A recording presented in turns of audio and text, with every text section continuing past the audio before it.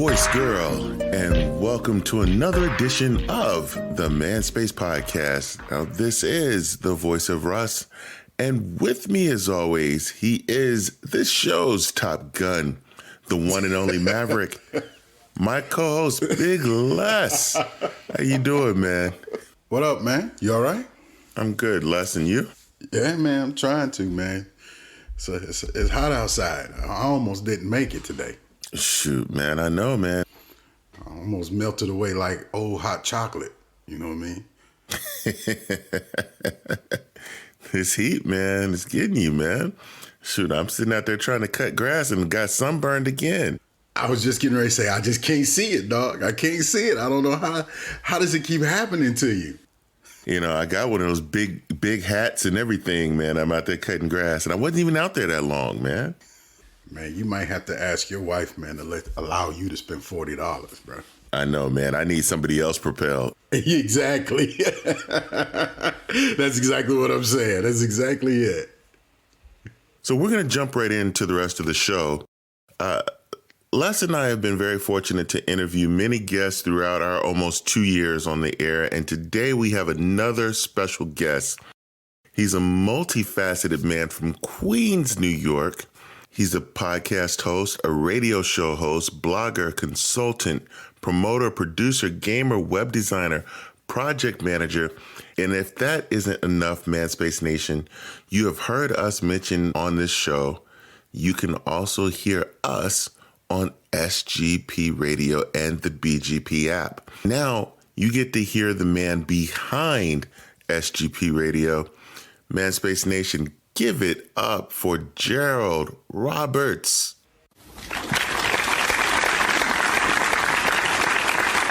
Hey, what's up, Gerald? How's it going, man? How y'all doing? Good. Yeah, wow, what a very full-throated endorsement. Very full.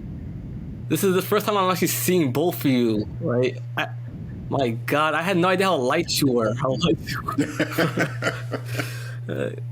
Holding it down for Team Light Skin, me and Will Smith. That's right, we slapping people everywhere.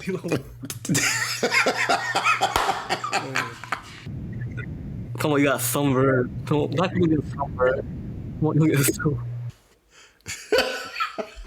See, I'm living testimony. It's happened to me twice now. Each of the last 2 years, I ended up with sunburn. And you see, I'm sitting here with SPF 50 right now. That's all them cookies and donuts you be eating that's burning your back up. That's what that is. No, it's called Welcome to the Deep South. But it's 92 degrees out. How hot is it where you guys are? It got up to 98 degrees here today. Yeah, and tomorrow's supposed to get a little bit warmer. It's the same. That's crazy. Joe, so with all your titles here, man, that's like you from the West Indies, bro? You Jamaican? What's going on, bro? You work a lot. Guyanese. Guyana. Guyanese, okay. All right. I knew it. That listen, flag in the background is my joke on the show. My homeboy's flag. He's Jamaican, not me. Cannon Corey, shout out to him, DJ Creed. Okay. All right.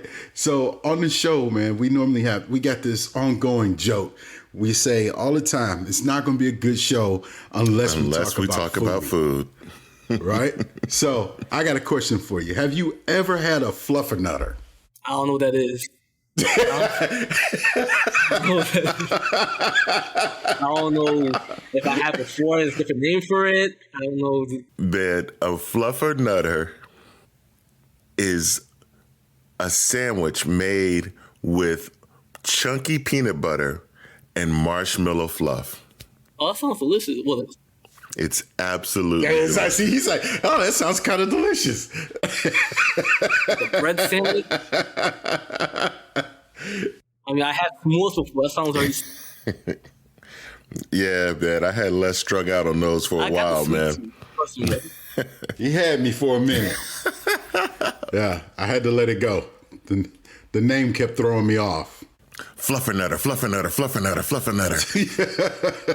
So, Gerald, there was a lot that was said in your bio.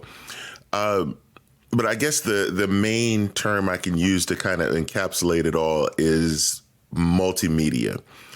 So with you doing journalism, radio, podcasting, the multimedia aspect, what attracted you into this field? I guess what I'm doing, so it really all started when I was like in high school, just trying to figure out what I wanted to do after high school, really. I had a friend named Brandon. He's like one of the original founders of like our company, BGP, Brandon Jar Productions. That was my homeboy, right? We talk about wrestling together, right? I thought, yo, let's have like, why don't we do like a podcast like the Brian and Vinny show, or like Dave Meltzer does, because we're so opinionated on this topic, right? And this teenage me, right, have like the mindset of like, no, let's make a YouTube channel, right? And let's do this podcast, and try to see if we get famous doing this or like get money doing this, right? So that was like the primal stage of it, right? And then so like we're doing it on and off, right, for a while. And then after high school, we go our separate ways, kind of. So not really like in touch no more. So it's kind of like on the shelf for a while. So like what I do now, right? I have like my app full of like content from SGP Radio and my original content as well. It's like a platform for like all that I do to display and showcase my writing, my content. Also, I'm right now trying to integrate like e-commerce on it. So like like my business interests or like my products that I sponsor, I probably post them on it as well. Shout out to Charms Creations LLC. She does like cupcakes and stuff like that. So shout out to her. If you listen to this, I'll talk sometime, but whatever. I love you. But anyway, rewind back in time, right? So like I graduated high school, right? And I'm going to college. And to tell you the truth, right? Like there's many a day where like I get up and I'm like I feel slumped. I feel tired. I feel sick. I don't know why I come here. I don't even know how I got through school, to be honest with you. I pretty much it's a combination of me just getting through it and my teacher's feeling bad for me. Like I'm going here and spending all this money to come here, and I'm going here and I like travel through Manhattan, I travel through Brooklyn, I see all this commerce, I see all this activity in business, and like I want like a piece of that, you know what I'm saying? It's and, that entrepreneurial spirit. Yeah. And I would never say don't go to school. I would never say that. Kids, stay in school, right? But like don't go if you think you're going just because your parents are gonna get mad at you, or like you feel you have to or whatever. Like go because you want to, because you know what you want to do. That's when you should go to school, because otherwise it's a waste of time and a waste of money, right? I got my degree in business administration, and a lot of people are gonna say, well, that's not really like a marketable degree. Like what job do you get with that? It's not really like a career like nursing or whatever career. It's more of like a skill set, really. So and it's funny too. Somebody like a long time ago told me that that's the type of degree you get when you don't really know what you want to do. Which is kind of true. So I mean, not even mad at the person. I'm just pretty much spinning my wheels for the time being, and then I'm going to school, and I'm also going to church. So that's like really what I'm doing most of my time, really. And so I think this is like I think this was like the turning point, because I was pretty much just spinning my wheels, and then one day, my mom calls me, right, give me a phone call, and she was like, the bishop at the church wants to have a meeting with you. I was like, yeah, that sounds familiar. That's how this show started. And I'm thinking, why would he want to have... The last time I was even at the church back then, right, was like a week ago when like they had the Christmas service, and we walked out of there because I love my bishop, but sometimes he gets kind of like extra, like he gets over inspired by the word, by the Holy Ghost, right? That, and we had to like go rush home because Christmas, all that stuff, right? People's coming to that crib and stuff in the oven and all that stuff. So a combination of those two reasons.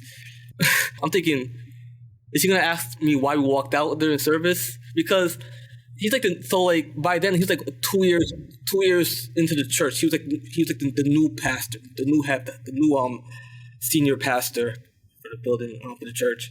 And like I never really had a conversation with him. I mean, like I said what's up to him one time, and then like one guy introduced me to him and all that stuff, and I was like, oh, hello sir, my name's Gerald. Like, oh, hello sir, I like that.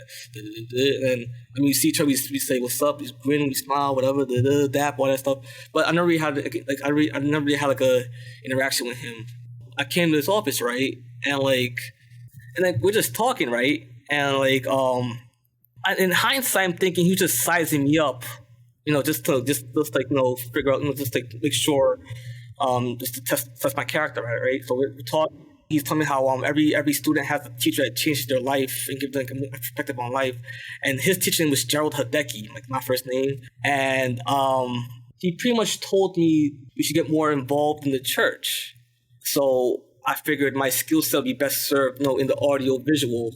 So I'm working there, right? And I'm doing the soundboard. I'm doing the video production, right? And again, like I had so many, and I'm gonna lie, just being in that room with all this equipment, all this technology, and like all this content, right? It kind of inspired me, right? Like we're still shooting with cameras from the 70s, and we're still doing DVDs. Like, I mean, are they obsolete? This is like 2012. Isn't like obsolete by now? Like we streaming. That's the way. That's the progressive. That's the logical. The most logical progression is streaming, so that's what we should do. Like not only streaming, but like we should archive them and have like a website or like a source, like an app, right? Again, an app we can archive this stuff. So that's in a remote way, in a parallel way. That's kind of like the genesis, like my app. You know what I'm saying that's like one of the things that inspired me, right? So okay, you know what? Let me do my own thing. Even with all of that stuff, how do you find time to do it all, though? You know what I mean? How do you find time to do all these things that you do? It's tricky. It's tricky. I mean, okay, it helps to like have a notebook, right? And like just schedule yourself. How did you make the transition from BGP Productions to SGP Radio? Fast forward, I meet this girl. Like we start going out, start dating, and I actually proposed to her too, stuff like that. And like we were like gonna get married and all that stuff. I must have been 21, 22 at the time. And then, like one day in like 2017, she pretty much just goes ghost. Ooh, and I'm not gonna get too much into. Sorry things. To hear that, man. Yeah, she pretty much she pretty much just went ghost, right?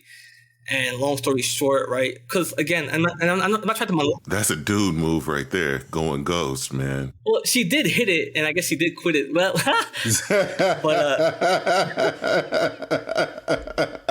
and then she showed up one day, and she was pregnant. And I'm not gonna lie, like that, a part of me, yeah, she came one day. She came one day to the church, and she was like visibly pregnant, and I don't know what happened, and right now I really don't care and to know what happened. But I'm not gonna lie, so like that kind of like that broke my heart, and it put me in like a depression kind of. So like that girl, right? She was like one of the founders. Like she's like her signature is like on the document of BGP. She's like one of the original founders of the company. Yeah, like her name's on the the article of incorporation. Yeah, so that's one of the things, because like again like I had this rose colored lens of how things are gonna be, right? We was gonna like build this company together, right? And like just have like 3 kids and all this cute stuff, right? And like to see unravel in such an insequential way, just mind trippy, and like I'm not gonna lie, that like I was like in kind of a depression. So like so I'm at the house and like waiting to start my new job, right? And like and by this time, right, my partner Brandon, right, like he was doing his own thing. Like we're still cool, we're still friends, right? But like we're still boys, right? But it's just we were like on different pages in different directions. We wanted different things, right? And so like again, like no animosity whatsoever, right? He said, all right, cool. So he left, so I was only one left. Only one left as of only member of the business left, right? And like again, so like I'm going to work and I'm just coming home, and I meet this girl. Shout to Serafina. That's where I met for the first time. Like my new partner, right? My current partner. And in lots of ways, she kind of saved the company because she gave me all these ideas, and she thought it was so cool I was doing all of this, how like ambitious I was, and like she encouraged me to like she thought what I was doing was so cool, right? And she didn't want me to stop. I gotta tell you, man, this girl, man, it's like I don't even know how to like advocate it. I'll try my best. It's like she gave me. It's like so like just hanging out with her, right? And like just like hearing her gas me and like just it's like she's giving me that much more resolve to like want to try again and like not just coast on my abilities that I had in the past, but like learn more things and like grow in it. And like so yeah, she just encouraged me to continue to just keep building and learning and growing, and perhaps even one day I could also heal, right? And so I put back on the platform, and not only that, right? Not only did she like give me like a new resolve, but she always gave me like a confidence boost. Yeah, man, that's real cool, man. Awesome story. We have a segment that we like to do on this show with our guests called Lightning Round.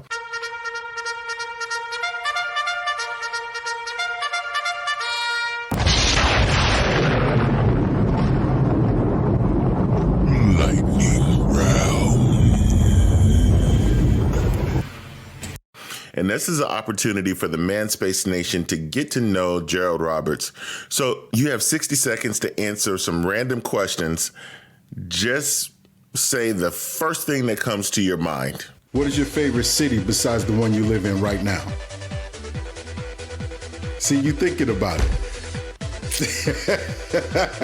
Because that's my favorite city. You can't choose that one besides the one. I live in Queens. I live in Queens. That's different. All right. So you saying you want to go to Okauhee, Florida? Hollywood. Okay, Hollywood. All right, we'll give you that one. Xbox or PlayStation? Xbox. Dirty dog or pizza pie? Pizza pie. Talk or text? Talk. All right. What was your first job? At the school. I was a school aide. Okay. What was your favorite subject in school? English. English. All right. Second place would be history. All right. Favorite wrestler of all time? I don't know. Randy Orton. Randy Warren. All right. All right. Where did you go on your last vacation? I think it was Guyana. Mexico. I lied. Mexico. Which of the 7 dwarfs would describe you? I don't even know the 7 dwarfs. You know, is there a happy one? Is there a busy one? There's a happy. There's a happy. All right, you got dogs or cats? I mean, neither, but I guess cats. All right. NBA Finals, Warriors or Celtics? I mean, I don't really watch the NBA. I guess Warriors. Because the reason why, because like I did not when I was a kid, my dad would have like ESPN in the background, right? In the morning, I'm going to school, and like, I would see like the crawlers and like the list, like who beat who, right? And so like I would imagine the mascot of the team, right? Like, I wonder how like a leprechaun, like the Celtics, right? The Celtics. The Celtics, yeah. How would a leprechaun fare up against a Chicago Bull? I don't know. The leprechauns are magically delicious.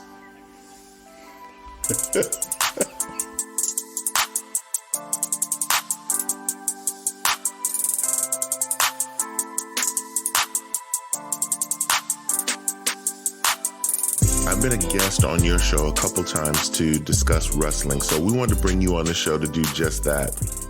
Now, every now and then in the scripted world of wrestling, there are certain things that translate over into real life. And see, a couple weeks ago, for those that don't know, World Wrestling Entertainment, or known as the WWE, faced just that with two of their female stars, Sasha Banks and Naomi, reportedly became upset with their role on the show and chose to walk out during a national live broadcast. Now, this has resulted in them being suspended without pay. Now, what are your thoughts on the walkout? I mean, being somebody who can relate, me and Sarah always say that we're not made for 9 to 5s. Like, it's September, right? This year. It'll be the first time I held a job for like more than a few months. It'll be a full year. And that's the longest I've ever held a job since I was, 16.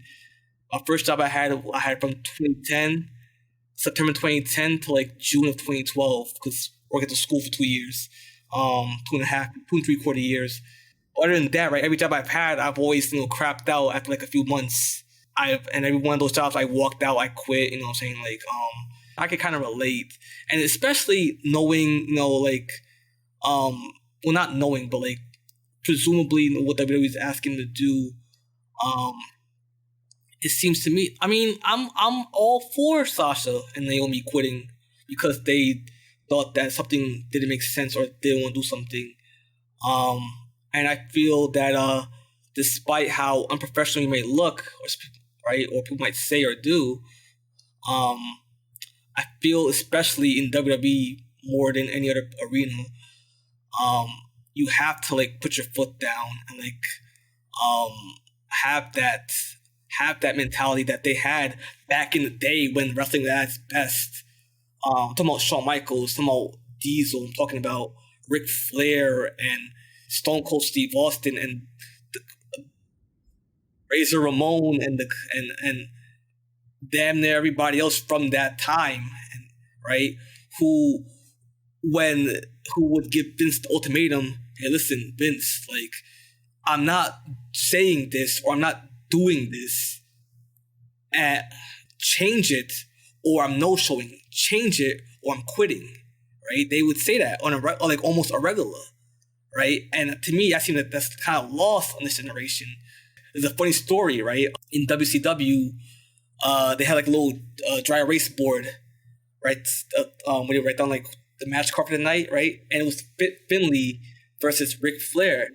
And nobody liked working with Fit Finlay because he was too stiff and too snug, right? So Ric Flair saw that, took the eraser and erased that, something like that. So, I mean, they were saying how, I mean, from what I heard and what I read, right, the reason why Sasha and Naomi walked out, or better yet, Mercedes and Trinity, their real names, they walked out is because they were creative, gave them a pitch, says, hey, listen, you're gonna take part in this match tonight, and you're gonna one of you's gonna pin the other, but both of you are gonna somehow end up in singles title matches, right?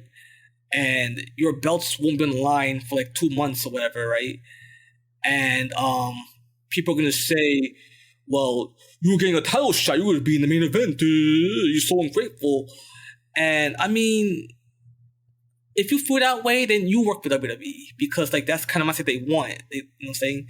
Because like I still remember WrestleMania 35, the one where she lost the tag belts with Bayley, and she had a breakdown backstage and left after that too, because like she wanted to like, because I feel like she wanted to elevate the belts, like make them meaningful. I think she was the inaugural champion, right? Yes, she was. She was the inaugural tag. Yeah, and so I could kind of share that mind state with her, saying like, all right, so if I'm gonna like be the inaugural version of this and also have my name attached, I want to be at a higher standard. You know what I'm saying, and yeah, I could kind of relate to that. And the same thing translates here. Like these belts kind of like don't really mean much, right? And then like they're a complete afterthought in the scenario. And not only that, right? You want me to work against Ronda Rousey and I think Doudrop and Nikki Ash, who are like who are dangerous. That's what they said, not me. Who are dangerous, right? And I don't feel comfortable working with them because they're dangerous. And keep in mind, right? I met Sasha Banks in real life, and we had a conversation for a good hour. She was telling me about her brother, how he had autism, and how she didn't go to school growing up because she stayed home taking care of her mom, taking care of her brother. And I was telling her about, how busy I am, stuff like that, and like how it is to be like, like not married and like have like an 8-year-old daughter, all that stuff. And like when I get home, I can't even like sleep. So yeah, we talked a lot. And like, I'm not gonna lie, like she told me a lot of stuff in that conversation we had. Based on what she told me, right? She was unhappy for a long time, even after she came back in 2019 and turned heel, right? She turned heel in 2019. She came back and turned heel with the blue hair. Mm-hmm. And she was still unhappy then. And for lack of a better word, I'm actually surprised it took her this long to walk out because she was like miserable, it seemed. And it's kind of like a callback, like shades of CM Punk, who like you wouldn't think seeing him on TV, but like he's like miserable, like he's in pain, he's sick, he's disgruntled. So we don't really know. It's a matter between separating the artist from the art, and it's so easy to take, and it's so easy to go against the evil empire of WWE, but I'm going to because like substantial like evidence, what I'm saying, like again, like Sasha only told me this. She's not going out there on Twitter or whatever forum is saying, listen, WWE sucks and it sucks here and I'm gonna quit, all this stuff. She's professional, stuff like that. And proof is in the pudding. Like WWE is the one going around saying, well, Sasha let us down, Sasha and Trinity let us down, and they're quitters and they quit. One thing I need to add is that all of this is alleged. We don't know the real story, and we probably will never know. So it's all rumors at this point. Here's the thing about the world of pro wrestling. You are an actor. You're a stunt man, a stunt woman. You're provided a script and you have to live out the vision of somebody else. Yes, you have an idea of what you want your character to be and you're able to provide your input on what you think your character could be. But essentially, you're acting out somebody else's vision. When you say it's his vision, you mean Vince? Yes, Vince McMahon, the owner of WWE. Well, two things about that, right? The first thing, right? They spoke with Vince, and Vince was kind of like, all right, you guys could switch it up, whatever. Talk to the writers and see what they can do about it. And they spoke to the writers, right? And they weren't trying to they weren't trying to budge or reason with them and stuff like that. It's like and again, like I've had the privilege of meeting people backstage, writers and producers. I mean, not producers, writing and production workers, stuff like that. In my lifetime, not in one day, stuff like that, right? And like they all say the same thing. The narratives are all consistent, right? Like the morale is just so toxic. Like everybody's just, it's like everybody like is just all like despondent and like depressed and like it's so weird backstage, like because like the mentality, right, is like the mentality, and it's not me just saying this. This like me hearing them tell me this, right? The mentality is like it's like 20 writers, right? First of all, that's problem number one. It's only one writer, only 20. It's like 20 writers, right? And like the situation would be like, oh, I don't like that guy, or I don't know that person, so I'm not gonna write anything for them. And that kind of does, based on like what I read about the whole Sasha and Naomi thing, right? That sounds like what was going on back then, like because like they went to the writing team and they tried to like get them to change some stuff up with the program and with the storyline, right? And it was like just stop being difficult and just do this, please, and like no, like. And like I kind of again maybe it's like an element of bias, but like I'm kind of like on Team Sasha and Team Naomi on this one, like fighting against the evil empire, like the evil lazy writers who they're just coasting getting a check. So again I can also I can relate. Like I keep saying like I'm not a 9 to 5 type of guy. Like I'll quit like that. Like you sign a contract for 1 year, 2 year, 3 years. And see, most of these standard contracts have a clause in them that if you miss dates, say due to injury or something like that, they add time back onto the end of your contract. So, essentially, they could be stuck in their contract for however many extra days, months, years, until this issue is resolved, or the WWE just says, hey, now we're done with you, and they go ahead and release them. And one thing as an independent contractor, you can be released from your contract by a company for any reason without provocation. You think it could be a work? No, absolutely not. It's not a work. And those who don't... You don't think that? And for those that don't understand what that terminology is, that means storyline, scripted, a part of the show. So this is 100% real and not a work by any means. Well, that's because they brought so much attention to it. That's the thing. That's why people, not me, but people are saying this could be a work. Even in their fictitious TV show, they brought attention to it. I mean, there's really nothing to gain by doing this for either one of the women because these are two of the most popular women in the WWE. I think Sasha's social media numbers are probably second only to Ronda Rousey. I think her and Becky are right there with each other within a handful number. So Sasha Banks is probably like either number 2 or number 3 as far as social media followers. I mean, these women are very, very popular, and Naomi's numbers may be half of Sasha's, but even at half, that's still nothing to sneeze at.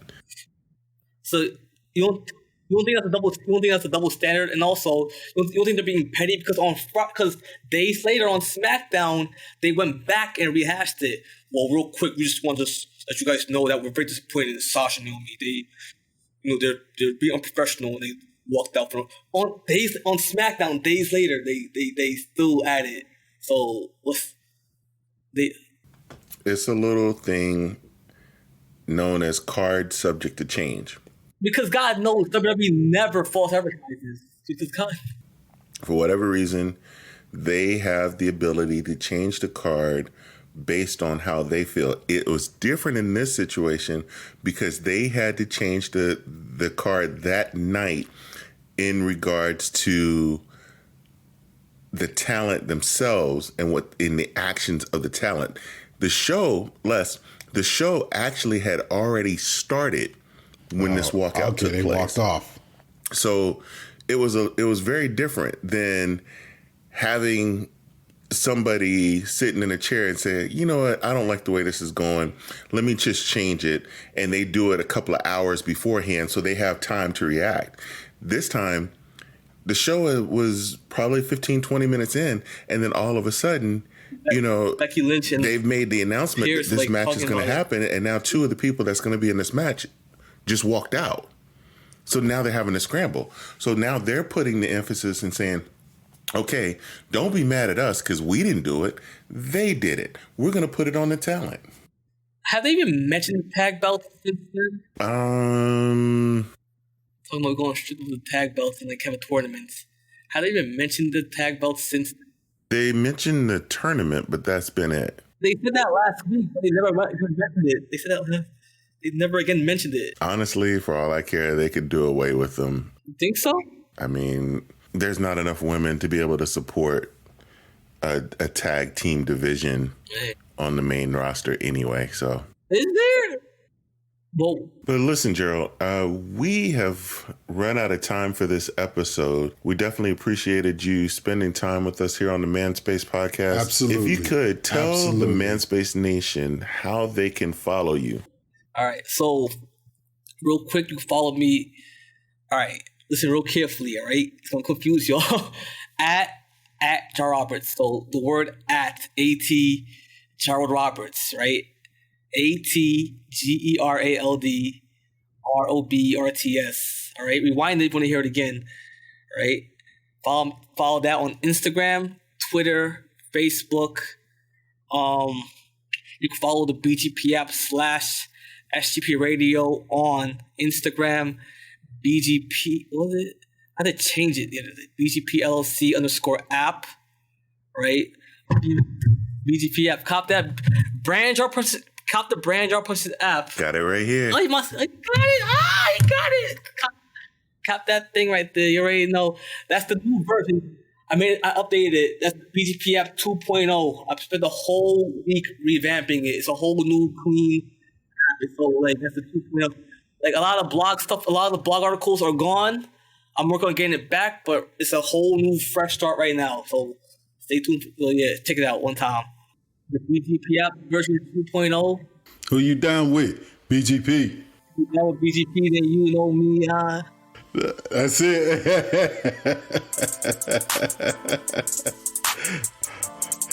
All right, take it easy, Joe. Be good, man. Appreciate you.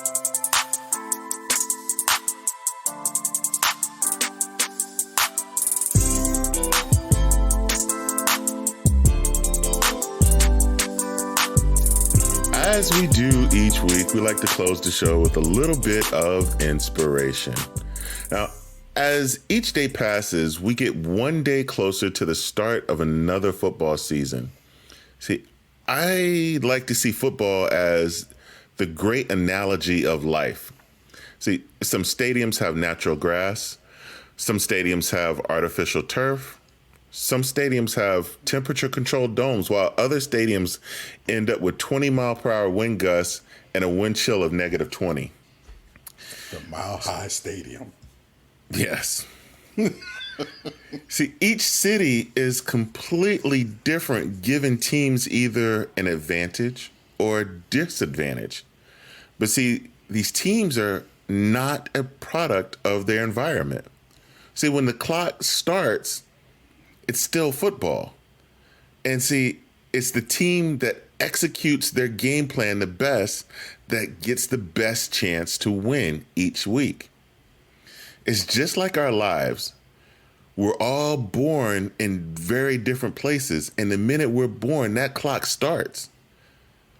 See, where we're born can either give us an advantage or disadvantages.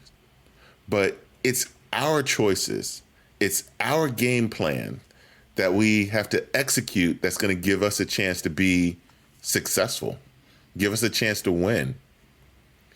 So, Manspace Nation, I'd like to take the time and get you all to say, I am not a product of my environment. I'm going to be the first one to say it. I am not a product of my environment. Absolutely.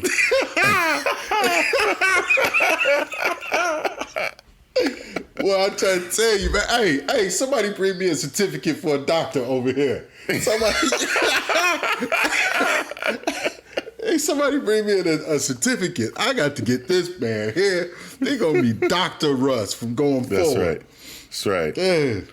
Oh, man. That's the doctor of hood analogies. That's it. That's it, boy. That's it. That's it right there. Hey, that's a T-shirt right there. That's it. I'm doctor of hood analogies. Oh, man. God. Well, I'm trying to tell you, man. And on that note, we out of here. Oh. I see. Thank you for listening to this episode of The Man Space. whichever platform you listen to us on. Make sure you subscribe and don't miss a show. Remember to keep up with all the Manspace updates on our website, themanspacepodcast.com. And you can follow us on Instagram at ManspaceNat1. Until next time, Manspace Nation, he's Les, I am Russ, and we are out of here.